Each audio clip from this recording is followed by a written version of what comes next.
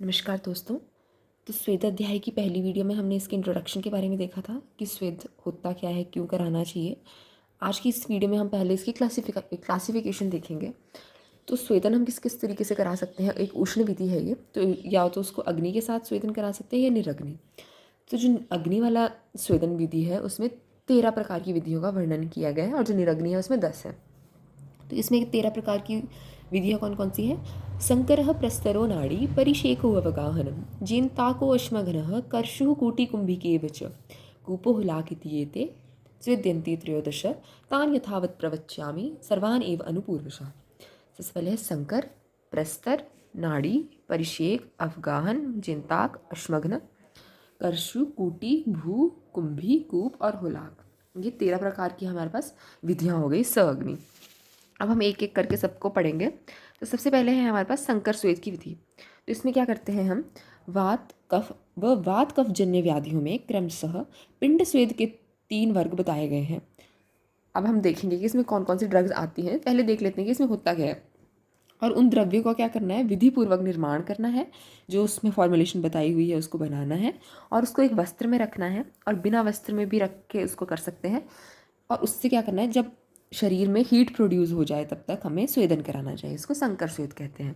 अब हम देखते हैं कि जो वात कफ और वात कफ व्याधियों के लिए पिंड स्वेद का वर्णन किया गया है वो क्या क्या है। तो हमने पहले की वीडियो में भी देख लिया था कि मेनली वात और कफज रोगों के लिए ही हम यूज़ करते हैं स्वेदन विधि। तो पहले हम देखेंगे कि वात जन्य रोगों के लिए क्या क्या द्रव्य हम यूज़ कर रहे हैं उस पिंड में। एक इसमें क्या करते हैं, जो संकर स्वेद है इसमें पोटली सी बनाते हैं, उसके अंदर इनका गर्म करके इन चीज़ों को रखते हैं जो भी द्रव्य हैं और उससे हीट प्रोड्यूस स्वेदन विधि कराते हैं। तो तिल, माश, कुलत, अम्ल द्रव्य, घृत, तैल, इन सब द्रव्यों को क्या करना है हमने अभी शोधने, मतलब मांस के साथ भात को मिलाना है और इसकी क्या बनानी है। और जो पायस यानी खीर कृष्ण मांस है, मांस में मिलाना है जो इस द्रव्यों का है और इन द्रव्यों का एक पिंड बनाना है, एक पोटली में बांधना है। तो इसको हमने वाजन्य रोगों में देना है संकर विधि स्वेदन की विधि से। और अगर कफज विकार है तो उसमें क्या करना है, इसमें जितने भी मेनली एनिमल्स हैं उनका गोबर लेना है, उनका एक्सक्रीटा लेना है। तो उसमें क्या क्या गो, खर, उष्ट, व्राह, अश्व का शकृत लेना है और उसको सतुषह यवय यानी भूसी के साथ जौ, सिक्ता यानी बालू, मिट्टी, पाषाण, पत्थर, करीश या सूखे गोबर का जो चूरा होता है उसको, और अयस यानी लोहे का चूरा मिला के उन सब चीज़ों को क्या करना है, द्रव्यों का पिंड बनाकर और उसको पोटली में डाल करके कफज विकार जितने भी हैं उनमें हमने स्वेदन कराना है। उसके बाद है हमारे पास प्रस्तर स्वेद। पहले हम इसमें द्रव्य देख लेते हैं। तो इसमें भी यही कहा गया है, दोष, रोग और मनुष्य के प्रकृति के अनुसार, उसके बल के अनुसार, मनुष्य का जो बल है उसके अनुसार जो ऊपर बताए हुए द्रव्य हैं पिंड स्वेद के वही यूज़ करने हैं हमने। तो इसमें क्या कहा गया है कि इसको हॉट बेड सिडेशन भी कहते हैं। तो इसमें प्रस्तर, शुक धान्य, शमी धान्य, पुलाक यानी जितने क्षुद्र धान्य हैं उनको उबालना है या फिर गरम गरम वेशवार, खीर और खिचड़ी हो अगर तो उसको क्या करना है, लंबे पत्थर या फिर किसी भी जो एक शिला होती है उस पर दूर तक फैला देना है, जो ये फॉर्मुलेशन बनी। और जितने दूर तक स्वेदन करने वाले पुरुष के सोने योग्य लंबा हो सके, जितना उस बॉडी के अकॉर्डिंग हमने क्या करना है उतने एरिया में ये जो बनाया है हमने वेशवार या खिचड़ी उसको फैला देना है। और उसके ऊपर क्या करना है, रेशम या ऊन की चादर और पंचांगुल यानी जो एरंड का पत्र है वो बहुत सारे फैला देने हैं, या उरुबूक की पत्ती फैलानी है। और उसके ऊपर हमने फिर जो स्वेदन करने वाला पुरुष होगा उसको लेटाना है और उसके ऊपर से भी हमने रेशम, ऊन, एरंड आदि के पत्तों को उड़ाना है, उसको नीचे भी उसको रखना है, इन चीज़ों को, कपड़ों को या फिर एरंड की पत्तियाँ, और ऊपर से भी। तो इससे क्या होता है कि जो सोया हुआ व्यक्ति होता है उसमें स्वेदन हो जाता है। संकर में क्या था कि पिंड पोटली बना के हम स्वेदन करा रहे थे और इसमें शिला पे हमने पहले जो द्रव्य हैं उनको गर्म करके फेंका, उसके बाद उस व्यक्ति को एक लेयर के ऊपर लेटाया। तो ये हमारे पास 2 स्वेद हो गए। आगे है हमारे पास नाड़ी स्वेद। तो नाड़ी स्वेद के द्रव्य हैं हमारे पास ग्राम्य, आनूप, ओदक का मांस, गुरु मांस लेना है, मतलब हमने पय, दुग्ध, बस्त यानी जो बकरा होता है उसको हम बस्त बोलते हैं, उसका सिर होना चाहिए, वराह की मेदा होना चाहिए, पित्त, वराह का ही पित्त, अश्रिक रक्त, और तैल वाले एरंड, तैल का लेना है एरंड का, तिल का, और तंडुल चावल लेने हैं और इनका क्वाथ बनाकर हमने नाड़ी स्वेदन कराना है। ये एक विधि होगी कि नाड़ी में एक इससे करा सकते हैं, या तो दूसरा है हमारे पास वारुण लेना है, अमृता यानी गुडूची, एरंड का मूल। उसमें क्या था जो हमारे पास पिछले वाला था प्रस्तर, उसमें हमने क्या किया था, एरंड के पत्तों का बिछाया था। इसमें क्या करेंगे, एरंड मूल लेंगे इसको बनाने के लिए, द्रव्य जो है इसमें, और शिकरू की त्वक लेनी है, छाल लेनी है, उसकी बार्क लेनी है, और मूली का पंचांग लेना है, सरसप का पत्र लेना है, सरसों का पत्ते, वासा पत्र, वंश पत्र, करंज पत्र, अर्क पत्र, अश्मंतक पत्र, और शोभांजन लेना है, सैरेयक, मालती, सुरसार जगह और सुरसा लेनी है, और सफ़ेद काली तुलसी की जो पत्री होती है वो लेनी है। सुरसा उसके लिए, तुलसी के लिए यूज़ किया गया है। और इन सब का क्वाथ बनाकर हमने नाड़ी स्वेद में प्रयोग करना है। ये दो हो गए। अब तीसरा क्या है, भूति या लघु और बृहद पंचमूल लेना है, सुरा, दधि, मस्तु, गोमूत्र, कांजी, इन सब का क्वाथ बनाना है, इनको गर्म करना है और नाड़ी स्वेद करना है इनका। और एक बात रह गई थी इंपॉर्टेंट कि स्वेदन करने के लिए क्या इंडिकेशंस हैं। पहले तो क्या होना चाहिए कि भूगृह होना चाहिए, जिसमें धूम रहित अंगारों से तप्त। अगर धुआं होगा तो और ज़्यादा कॉम्प्लिकेशंस अराइज होंगी। और जिनताक उष्ण गर्भगृह में, और संपूर्ण जो शरीर होता है वो वातग्न तैल से मर्दन करके सोने से जो सुखपूर्वक स्वेदन हो जाता है बस। तो भूगृह अंदर होना चाहिए और जिसमें धुआं ना हो। जिनताक और गर्म होना चाहिए, गर्भगृह जो होना चाहिए, और तेल लगा के स्वेदन कराना है। तभी तो स्नेहन की विधि वो तो ऑलरेडी हमें अंडरस्टूड है। इसके बाद अगला देखते हैं हम कि नाड़ी स्वेद की द्रव्य तो देख लिया, अब हम इसकी विधि देखेंगे। तो बड़ा पात्र लेना है जिसमें स्वेदन जो योग्य द्रव्य हैं उनका मूल, फल, पत्र, शुंग जो भी इंडिकेटेड है वो लेना है। उसके बाद क्या करना है, मृग और पक्षियों का मांस, सिर, पैर आदि उनको लेना है, और उष्ण स्वभाव वाले मांसों का रोगानुसार।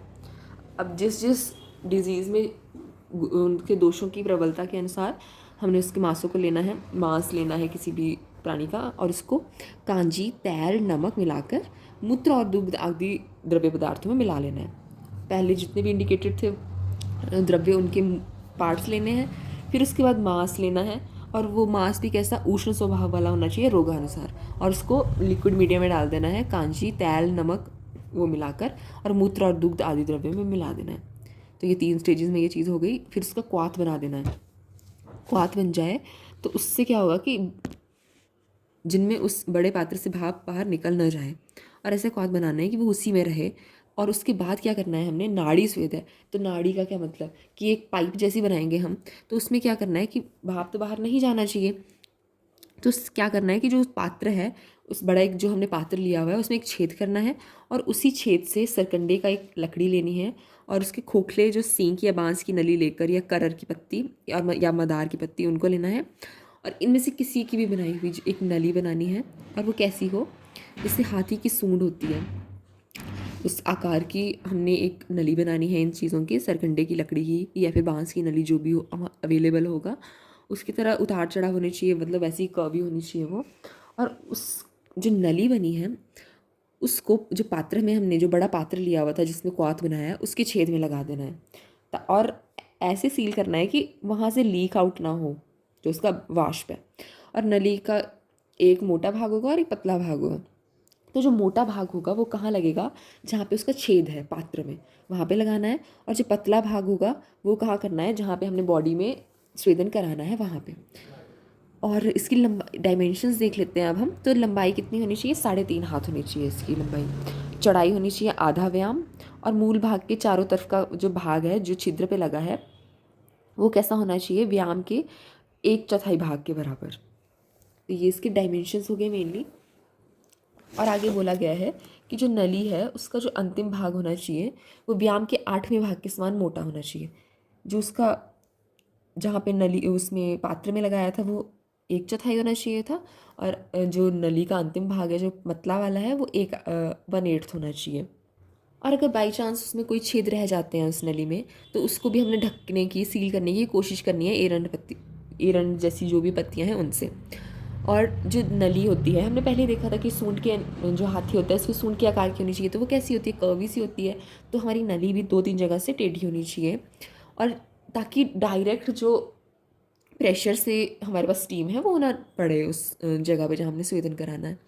और क्योंकि डायमेंशंस का भी तो डिफरेंस है दोनों जगह पे। और जब इस प्रकार पात्र से निकले हुए वाष्प को वात पीड़ित रोगी वातनाशक तैलों से मर्दन कराकर स्वेदन करे, तब पात्र का बंद मुख जो पात्र का मुख होता है वो बंद हो जाने से क्या होता है, जो वाष्प होती है वो ऊपर गति नहीं कर पाती है।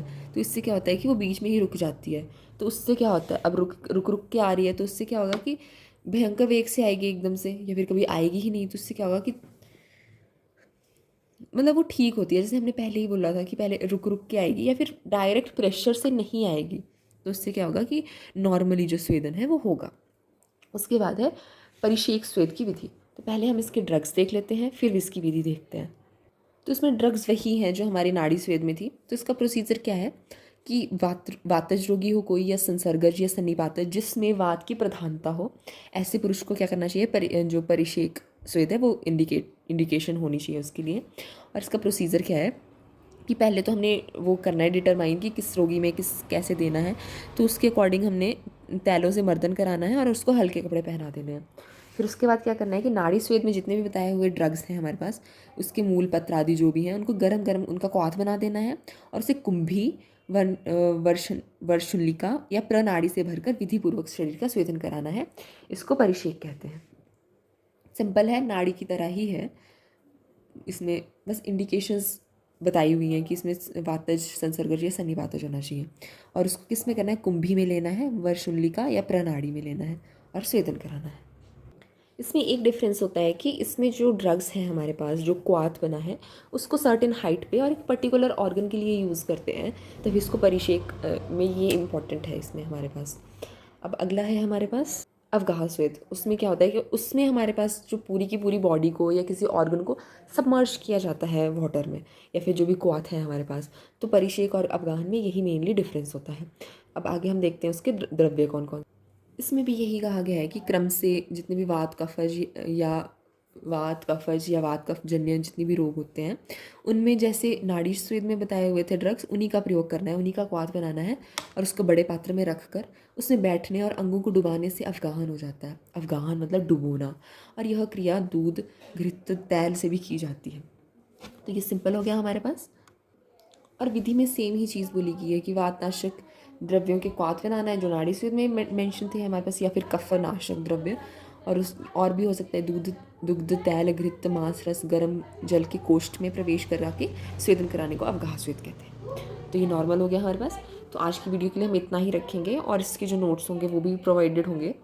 गूगल ड्राइव का लिंक होगा नीचे डिस्क्रिप्शन बॉक्स में। तो आज के लिए इतना ही, धन्यवाद।